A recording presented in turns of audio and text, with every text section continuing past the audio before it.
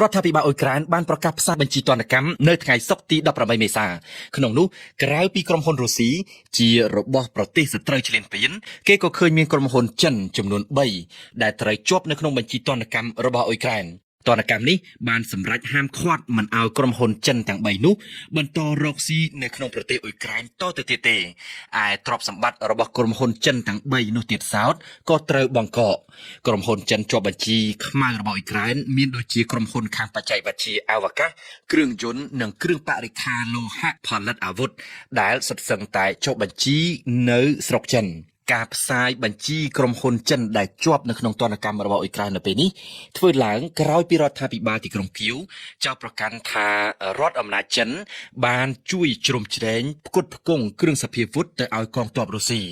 មិនតែប៉ុណ្ណោះប្រធានាធិបតីអ៊ុយក្រែន Volodymyr Zelensky ក៏បានប្រកាសជាលើកទី1កាលពីថ្ងៃប្រហ័សទី17មេសាថាក្រុមហ៊ុនចិនក៏ថែមទាំងផលិតអាវុធមួយចំនួននៅលើទឹកដីរុស្ស៊ីទៀតផងទោះបីជាដូចម្តេចក្តីនៅក្នុងគ្រានេះថ្នាក់ដឹកនាំអ៊ុយក្រែនពុំបានបង្ហាញភ័ស្តុតាងនៅឡើយទេតែបានអះអាងថានឹងលាតត្រដាងព័ត៌មានលម្អិតនៅពេលដ៏ខ្លីខាងមុខ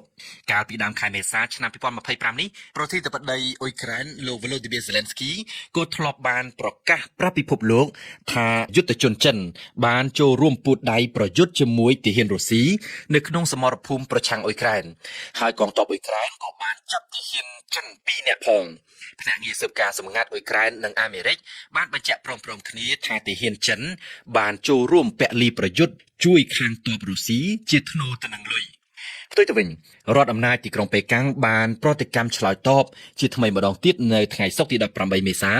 ដោយបដិសេធទាត់ចោលរាល់ការចោទប្រកាន់របស់រដ្ឋាភិបាលទីក្រុងគៀវ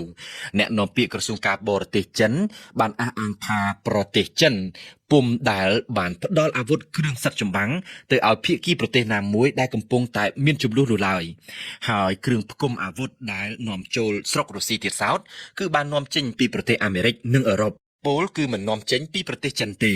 អាស្រ័យហេតុដូច្នេះទើបមន្ត្រីជាន់ខ្ពស់ចិនដដែល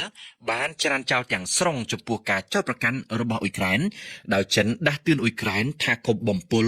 និងពង្វក់ទស្សនៈមហាជនក្រមមន្ត្រីអាមេរិកអ៊ុយក្រែននិងសហភាពអឺរ៉ុបផងដែរនឹងរៀបចំកិច្ចពិភាក្សាកម្រិតខ្ពស់នៅពេលខាងមុខផ្ដោតលើបញ្ហាសង្គ្រាមរុស្ស៊ី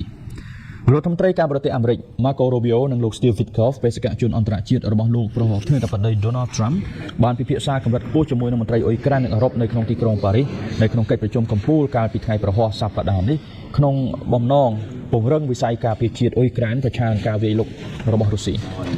ប្រពន្ធពីវិមានអេលីសេបារាំងបាននិយាយបន្ទាប់ពីកិច្ចពិភាក្សានេះថាក្រមមន្ត្រីអ៊ុយក្រែននិងអាមេរិកក៏មានការផ្លាស់ប្ដូរទស្សនៈដ៏ល្អជាមួយនឹងសមាភាគីអង់គ្លេសបារាំងនិងអាល្លឺម៉ង់ដែរដោយកិច្ចប្រជុំនៅក្នុងទីក្រុងប៉ារីសផ្ដល់ឱកាសជាយុទ្ធសាស្ត្រដ៏រឹងមាំ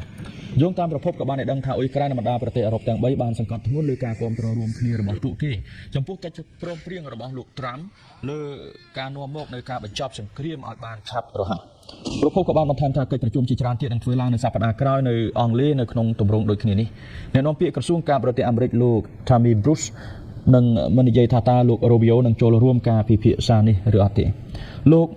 Macron ប្រធានាធិបតីបារាំងបាននិយាយនៅថ្ងៃនេះបាននិយាយថានៅថ្ងៃនេះពួកលោកបានចូលរួមនៅក្នុងការពិភាក្សាជាវិជ្ជមាននិងប្រកបដោយស្ថាបនាអំពីរបៀបដើម្បីសម្រេចបាននៅបទធូបបាញ់និងសន្តិភាពដ៏ទូលំទូលាយនិងយូរអង្វែងប្រធានាធិបតីរបស់ប្រទេសអ៊ុយក្រែនលោក Volodymyr Zelensky បានលើកឡើងហាក់នៅក្នុងបំណងរិះគន់ចំពោះលោក Steve Witkoff បេសកជនពិសេសរបស់ប្រធានាធិបតីសហរដ្ឋអាមេរិក Donald Trump ដែលកំពុងដឹកនាំនៃការចរចាបញ្ចប់សង្គ្រាមរុស្ស៊ីនៅអ៊ុយក្រែនជារួមលោក Zelensky បានលើកឡើងថាលោក Steve Witkoff កំពុងផ្សព្វផ្សាយនិទានកថារបស់រុស្ស៊ី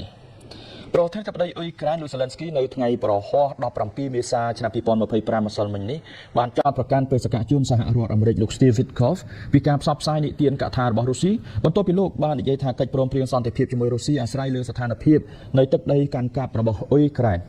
លោក Witkoff បានជួបជាមួយនឹងលោក Vladimir Putin នៅក្នុងទីក្រុង Saint Petersburg កាលពីថ្ងៃសុក្រសប្តាហ៍មុនជាជំនួបលើកទី3របស់លោកជាមួយនឹងមេដឹកនាំរុស្ស៊ីនៅក្នុងរយៈពេល2ខែគណៈប្រធានាធិបតីអាមេរិកលោក Donald Trump បានបង្កើនកិច្ចខិតខំប្រឹងប្រែងដើម្បីសម្របសម្រួលបទឈប់បាញ់នៅក្នុងសង្គ្រាមរយៈពេល3ឆ្នាំមកនេះ លោក Zelensky បានប្រាប់អ្នកសារព័ត៌មានថាលោកជឿថាលោក Witkoff បានទទួលយកយុទ្ធសាស្ត្ររបស់ភាគីរុស្ស៊ីលោកគិតថាវាមានគ្រោះថ្នាក់ខ្លាំងដោយកំពុងតែផ្សព្វផ្សាយនីតិកថារបស់រុស្ស៊ីលោក Zelensky បាននិយាយបន្ថែមថាលោកមិនបានមើលឃើញលោក Witkoff មានកាតព្វកិច្ចដើម្បីពិភាក្សាអំពីទឹកដីអ៊ុយក្រែនទេព្រោះទឹកដីរបស់ពួកលោកជារបស់ប្រជាជនមិនត្រឹមតែជារបស់ពួកលោកប៉ុណ្ណោះទេប៉ុន្តែថែមទាំងសម្រាប់អនាគតអ៊ុយក្រែនដូច្នេះលោកមិនយល់ពីអ្វីដែលលោក Witkoff កំពុងតែលើកយកមកនិយាយនោះទេលោក Witkoff បានប្រាប់សារព័ត៌មាន Fox News ថាដំណោះស្រាយសន្តិភាពមួយស្ថិតនៅលើអ្វីដែលគេហៅថាដែនដីចំនួន5តំបន់ជាតំបន់របស់អ៊ុយក្រែនមានតំបន់ Donetsk, Luhansk, Zaporizhzhia Kherson និងតំបន់ Crimea ដែលរុស្ស៊ីបានអះអាងថាបានដាក់ទៅជាទឹកដីរបស់រុស្ស៊ីរួចហើយទូរទស្សនិកជនងាកទៅកាន់ទំនាក់ទំនងរវាងរុស្ស៊ីនិងអ៊ីរ៉ង់នៅក្នុងពេលដែលអ៊ីរ៉ង់កំពុងតែមានការចរចាដោះស្រាយរឿងបញ្ហាកម្មវិធីនុយក្លេអ៊ែរអ៊ីរ៉ង់ជាមួយនឹងបញ្ហាទណ្ឌកម្មដែលសហរដ្ឋអាមេរិកដាក់ទៅលើប្រទេសអ៊ីរ៉ង់នោះគឺរុស្ស៊ីហើយនិងអ៊ីរ៉ង់នេះក៏នៅបន្តមានការតាក់ទងគ្នាផងដែរក្នុងនោះមេដឹកនាំកំពូលអ៊ីរ៉ង់បានផ្ញើលិខិតតាមមន្ត្រីរបស់ខ្លួនទៅកាន់ប្រទេសរុស្ស៊ីជូនទៅកាន់លោក Vladimir Putin មេដឹកនាំកំពូលរបស់រុស្ស៊ីមេដឹកនាំកំពូលអ៊ីរ៉ង់លោក Ali Khamenei បានបញ្ជូនរដ្ឋមន្ត្រីការបរទេសរបស់លោកទៅកាន់ទីក្រុងមូស្គូរុស្ស៊ីនៅថ្ងៃប្រហ័ស17មេសាឆ្នាំ2025ម្សិលមិញនេះជាមួយនឹងលិខិតមួយច្បាប់សម្រាប់លោកប្រធានាធិបតីរុស្ស៊ី Vladimir Putin ដើម្បីសង្ខេបប្រាប់វិមានក្រំឡាំងអំពីកិច្ចចរចានុយក្លេអ៊ែរជុំទី1នៅអូម៉ង់ជាមួយសហរដ្ឋអាមេរិកដែលបានគម្រាមវាយប្រហារអ៊ីរ៉ង់នេះប្រធានាធិបតីអាមេរិកលោក Donald Trump បានគម្រាមវាយប្រហារអ៊ីរ៉ង់ម្ដងទៀតនិងបន្តដំឡើងពន្ធដល់ប្រទេសទី3ដែលទិញប្រេងពីអ៊ីរ៉ង់ប្រសិនបើអ៊ីរ៉ង់មិនចុះកិច្ចព្រមព្រៀងជាមួយនឹងអាមេរិកជំវិញកម្មវិធីនុយក្លេអ៊ែរដែលមានចំនួនរបស់ខ្លួនទេនោះខណៈអាមេរិកក៏បានបញ្ជូនយន្តហោះចម្បាំងបន្ថែមទៅក្នុងតំបន់នេះរួចរាល់ហើយដែរ